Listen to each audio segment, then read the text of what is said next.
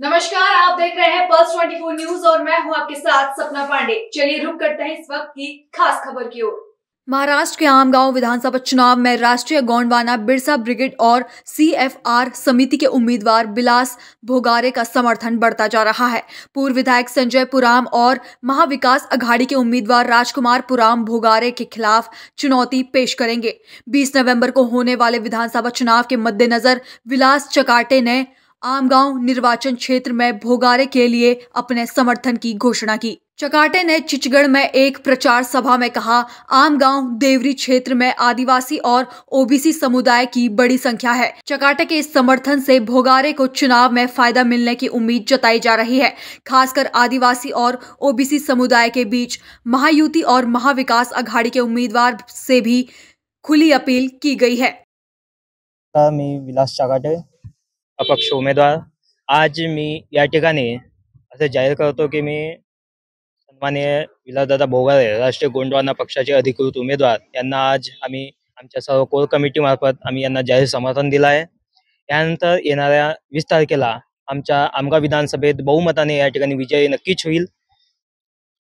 नाही आपल्याला कसं होणार नाही, नक्कीच ना। माझी जे कोर कमिटी आहे, माझे जे राष्ट्रवादी काँग्रेस पक्षाचे माझे जे सहयोगी आहेत, आज माझ्यासोबत या ठिकाणी सुद्धा आलेले आहेत। काही सुद्धा आमगावचे आहेत, काही सालेकसेचे सुद्धा माझ्यासोबत पदाधिकारी जुळले आहेत। माझे जनसामान्य, माझे समाज या ठिकाणी माझ्यासोबत जुळले आहेत। तो समाज आज विलासदादा भोगारे यांच्या पाठीशी खंबीरपणे उभा राहील।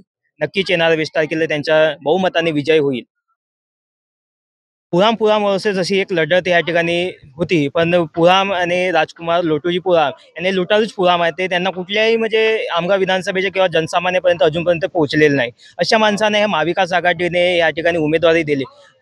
कदापिच हा या ठिकाणी डमी उमेदवार म्हणून या ठिकाणी पहिल्यांदा आपल्याला पाहायला मिळाला आहे। या डमी उमेदवाराला आपल्याला या ठिकाणी हद्दपार करायचे आहे। या ठिकाणी विलासदादा भोगारे यांचा विजय होणारच। आमच्यासोबत आता आमचे समविचारी राष्ट्रवादी शरद पवार गटाचे जे बंडखोर उमेदवार आहेत विलासजी चकाटे, त्यांचा आम्हाला सहयोग लाभत आहे। ते आमच्या सोबत आलेले आहेत आणि त्याच्यामुळे आमची पुनश्च एकदा ताकद वाढलेली आहे।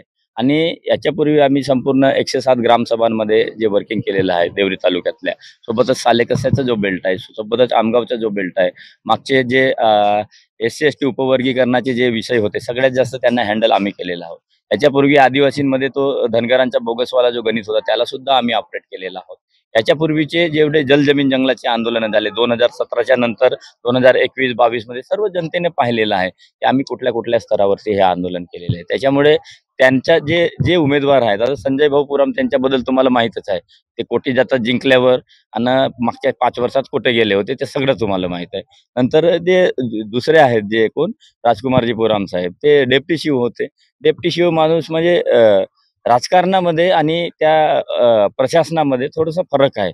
त्यांची भाषा ही प्रशासकीय भाषा आहे।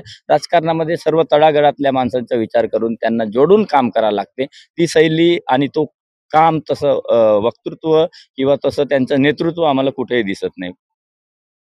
त्याच्यामध्ये पुरामची जी लढत होती ते पूर्वी विशेष काही लढत नव्हती, परंतु आमच्यासोबत हे शरदचंद्र पवार गटांचे जो सहकार्य लाभलेल्यांचे सगळ्या विंग आहेत, आमच्या लढतीमध्ये एक म्हणजे त्याला आपण असं म्हणता येईल की एक स्ट्रॉंग झालेली आहे आपली लढत त्याच्यामध्ये। तो ये थी इस वक्त की खास खबर। ऐसी तमाम खबरें देखने के लिए बने रहिए पल्स 24 न्यूज के साथ।